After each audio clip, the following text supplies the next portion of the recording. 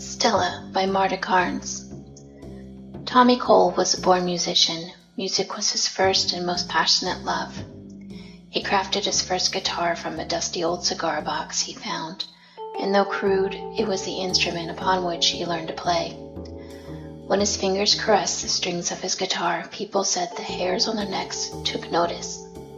He first spotted Stella in a pawn shop window some 8 years before.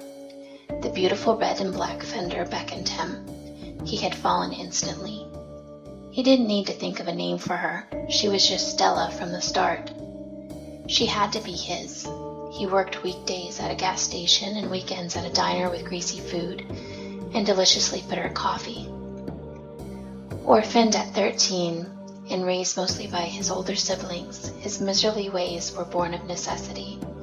He'd saved and waited and whiled away countless minutes staring through that window at her. He'd lost sleep in thoughts of Stella. Once he'd saved the cash, he'd raced all the way to the shop like a man on fire.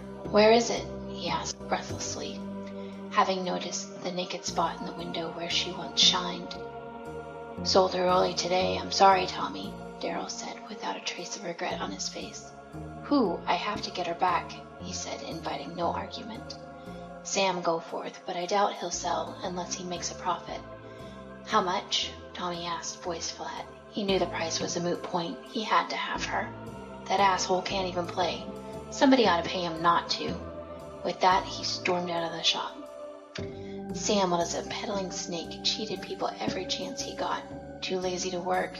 He was a so-called stay-at-home dad who let his once beautiful wife work 2 jobs to support their large family. What little he contributed was made on dealing smoke and filling in for bands that were desperate for a guitar hand.